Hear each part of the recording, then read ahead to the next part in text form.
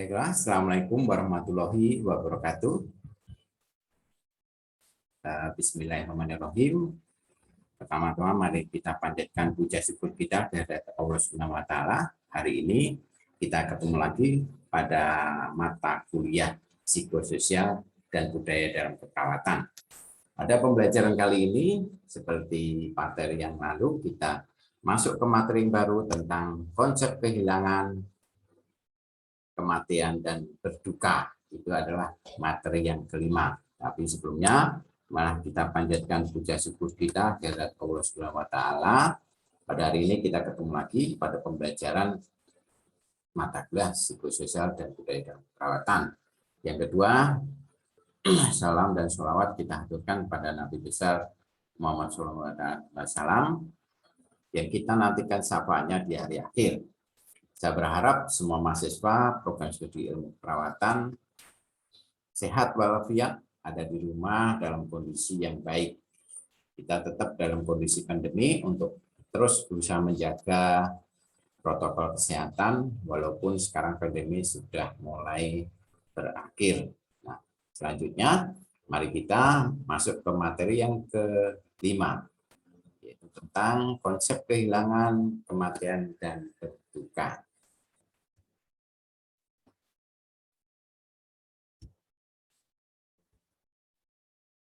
Ya, sudah kelihatan.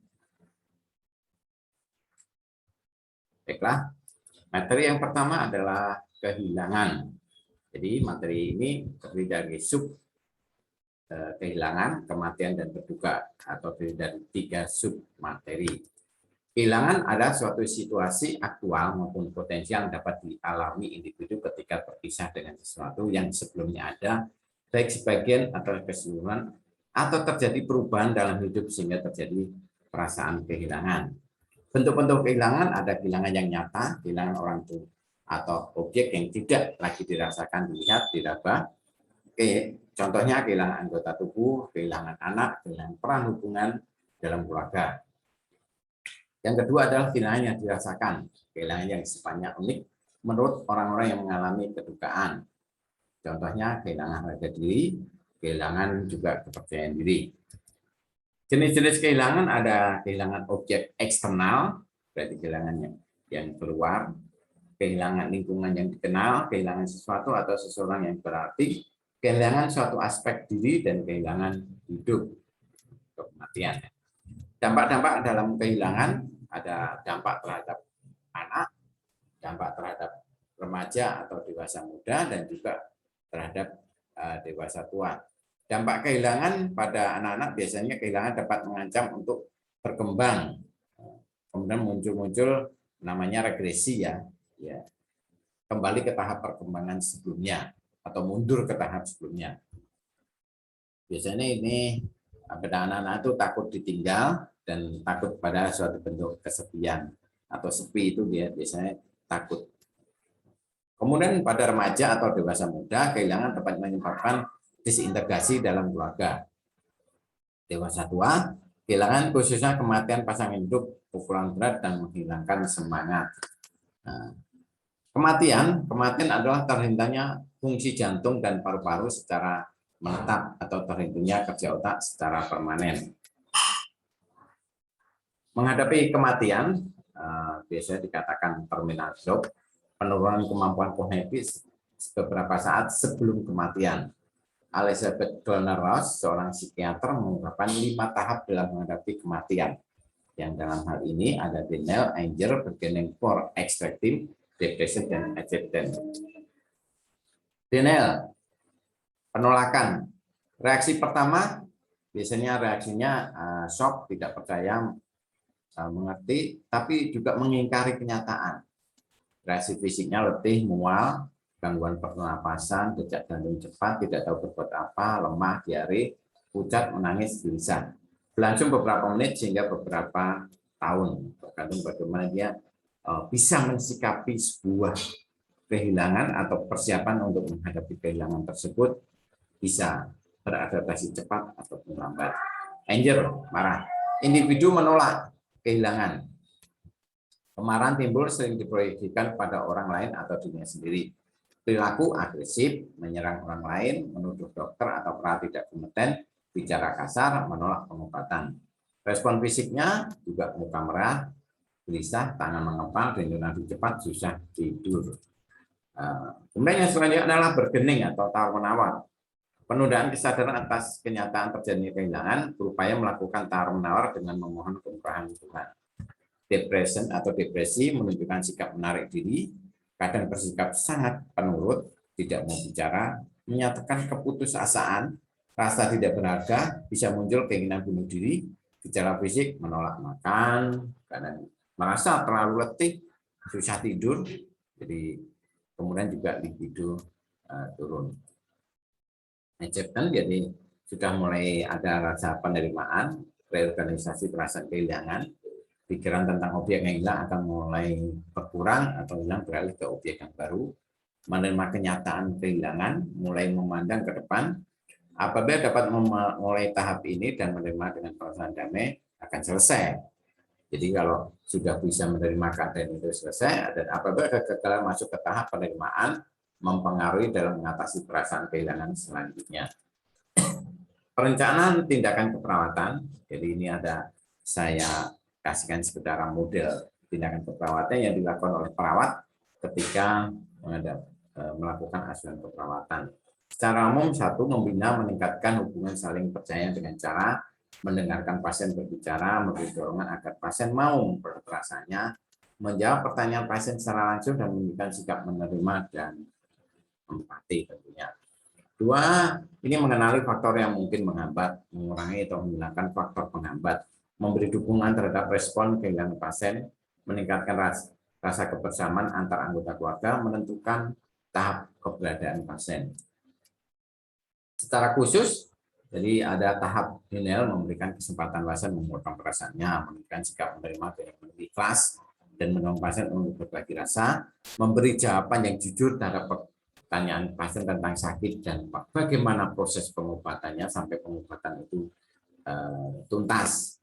Tahap anger, jadi mengizinkan dan mendorong pasien mengungkapkan rasa marah secara verbal tanpa melawan kemarahan, menjelaskan kepada keluarga bahwa kemarahan pasien sebenarnya tidak ditujukan kepada mereka.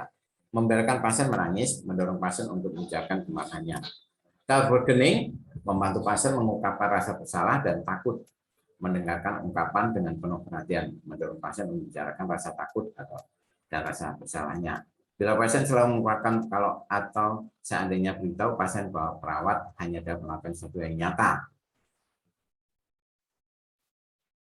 Membahas bersama pasien mengenai penyebab rasa bersalah dan rasa takutnya.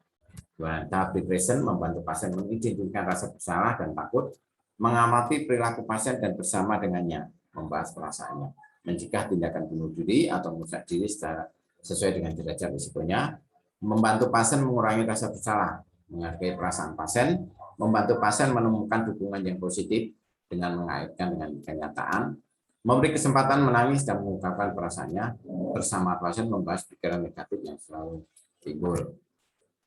Tahap adjustment pada perawat bagaimana nih ketika menghadapi pasien yang seperti itu, membantu pasien menerima kehilangan yang tidak bisa dilakukan, membantu keluarga mengunjungi pasien secara teratur, membantu keluarga berbagi rasa, membahas rencana setelah masa bergabung terlewati, dan memberi informasi akurat tentang kebutuhan pasien dan keluarga.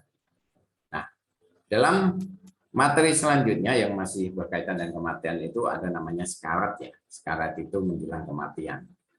Ini bisa diartikan merupakan kondisi pasien yang sedang menghadapi kematian, yang memiliki berbagai hal dan harapan tertentu untuk meninggal. Jadi kondisi pasien yang menjelang atau menghadapi kematian, namanya sekarat. Sedangkan kematian sendiri sudah saya jelaskan di awal tadi ya, sebenarnya merupakan kondisi terhentinya pernapasan, nadi dan tekanan darah, serta hilangnya respon terhadap stimulus eksternal, yang ini kadang-kadang ditandai dengan terhentinya aktivitas listrik otak, terhentinya fungsi jantung dan paru secara menetap, dan juga terhentinya kerja otak secara menetap. Nah, ini kematian. Nah, bagaimana dengan perubahan-perubahan tubuh setelah kematian? Jadi perubahan fisiknya seperti apa? Di sini terlihat alur mortis, jadi tubuh fisiknya perlahan-lahan menjadi dingin, dan suhunya juga menjadi turun dan dingin. Kemudian ada rigor mortis, kaku mayat yang terjadi sekitar 2-4 jam setelah kematian. Rigor mortis, lebah mayat, jadi sel darah mulai polisis dan darah turun ke bawah, pembekuan darah, dan putrefaction, pembusukan dan autolisis. Nah, materi selanjutnya tentang berduka. Jadi sudah kita bicara tentang kehilangan, kematian.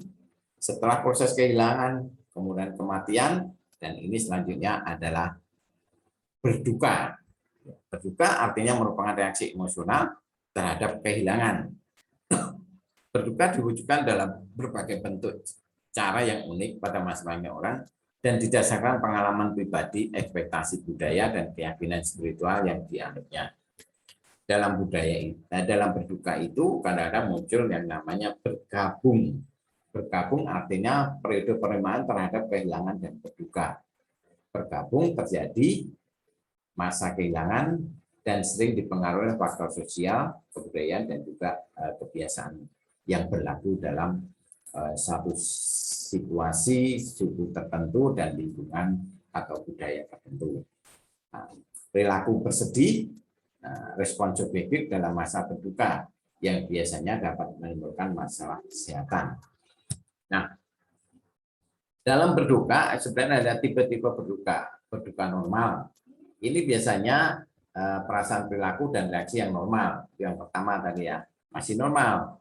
Kemudian yang kedua berduka antisipatif, proses melepaskan diri yang muncul sebelum kehilangan sesungguhnya terjadi. Yang ketiga berduka rumit, seseorang sulit maju ke tahap berikutnya, bergabung tidak kunjung berakhir. Nah, ini kadang-kadang belum sampai tahapan-tahapan di mana dia bisa menjelaskan kenapa berdukanya itu menjadi sesuatu yang berkepanjangan, tidak berakhir karena kedukaan tersebut. Yang keempat, berduka tertutup, kedukaan akibat kehilangan yang tidak dapat diakui secara terbuka. Jadi masih merasa berduka kehilangan itu, tapi tidak bisa juga mengungkapkan bagaimana proses kedukaan itu menjadi sesuatu yang menjadi lebih transparan, lebih terbuka, sehingga nanti ada solusi atau tahapan selanjutnya untuk membuka diri ke tahap kehidupan yang normal kembali. Nah, dalam berduka tersebut biasanya ada fase-fase di mana fase-fase itu menjadi bagian dari proses itu berduka tersebut. Setelah kehilangan tadi, kemudian kematian. Nah, proses untuk sampai dengan tahapan berduka itu ada tahapannya, ada fasenya. Yang pertama adalah ketika mendengar kehilangan dan juga kematian. Fase yang pertama adalah shock dan tidak percaya. Ciri yang muncul, seseorang menolak kenyataan, menarik diri, malas pergi tanpa tujuan, biasanya bisa menolak secara intelektual, namun menolak secara emosional. Reaksi fisik yang muncul adalah pingsan, kemudian mual, diare, detak jantung cepat, tidak bisa istirahat, insomnia, dan mudah kelelahan. Fase yang kedua, berkembangnya kesadaran. Mulai muncul nih, ciri yang muncul mulai rasa kehilangan secara nyata, putus asa, kemarahan, perasaan bersalah, frustasi, depresi, dan merasa ada kekosongan jiwa. Reaksi fisik yang muncul adalah kadang-kadang marah ditujukan kepada rumah sakit, perawat, dokter, ataupun tenaga kesehatan yang ada di dekat di situ, yang menjadi bagian dari proses ketika kematian atau kehilangan tersebut.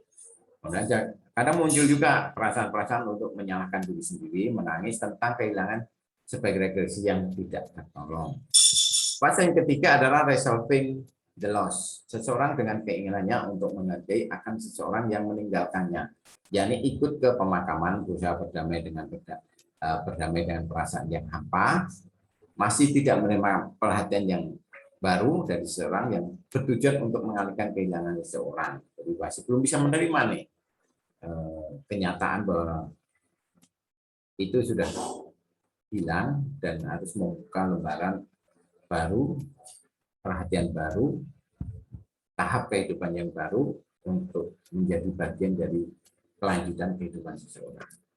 Yang fase keempat adalah menciptakan kesan orang meninggal yang hampir tidak memiliki harapan di masa depan, menekankan perasaan negatif dan pengusahaan pada almarhum. Jadi ini reaksi yang munculnya adalah perasaan bersalah dan sangat menyesal tentang kurangnya perhatian dan perilakunya yang tidak mengenakan di masa lalu terhadap almarhum. Jadi masih tahap pada dirinya sendiri penyesalannya tersebut. Yang kelima adalah kehilangan yang tidak dapat dihindari, harus mulai disadari dan diketahui. Sudah menerima kondisinya, kemarahannya, depresinya, kalau sudah mulai menerima, depresinya tidak lagi diperlukan. Reaksi yang muncul apa? Mulai mengatur kehidupan kembali, sudah mulai beradaptasi dengan kehidupan kembali, bergerak dari level rendah ke level tinggi. Tentang integrasi, empati dan intelektual, kesadaran baru telah berkembang. Ada beberapa hal ternyata berduka itu tidak teratasi. Jadi di mana berduka itu sampai berkepanjangan sehingga berduka itu menjadi tidak teratasi. Yang pertama adalah duka cita yang berkepanjangan. Cirinya adalah duka menjadi depresi kronis, bisa berlangsung selama lebih dari 1 tahun. Biasanya muncul harga diri rendah, rasa bersalah, cenderung menonjol. Kemudian duka cita yang tertunda.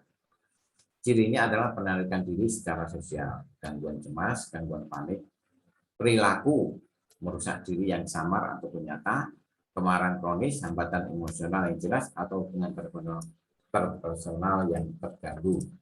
Duka cita yang mengalami gangguan, reaksi yang berlebihan berupa histeri, euforia, gejala psikosis muncul pada sebagian klien akibat tertundanya proses duka cita yang normal. Keluhan fisiknya nyeri, berlaku penyakit kronis, sudah mulai merasakan.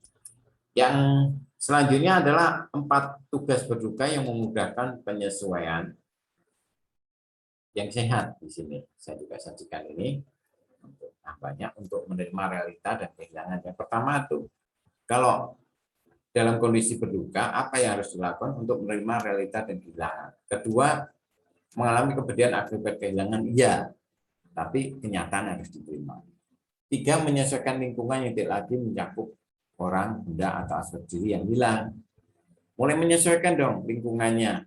Ketika seseorang yang meninggal tersebut, kita harus menyesuaikan bahwa beliau sudah tidak ada dan tugas-tugas beliau itu harus kita cepat handle atau kita gantikan dengan peran yang bisa dibagi dalam anggota keluarga tersebut. 4, memberdayakan kembali energi emosional ke dalam hubungan yang baru. Berarti kalau misalnya suami istri, kemudian istrinya meninggal, mulai kembali menjalin kehidupan yang baru. Apakah mulai berinteraksi dengan teman-temannya yang lebih dekat, bisa untuk lebih dekat, atau memulai kehidupan untuk menjalin sesuatu teman yang baru yang di mana temannya baru bisa dijajaki untuk menjadi pasangan hidup selanjutnya. Nah, ini materi kita hari ini yang berkaitan dengan kehilangan, kematian, dan berduka. Semoga materi ini bisa menjadi tambahan wawasan bagi mahasiswa pada materi selanjutnya.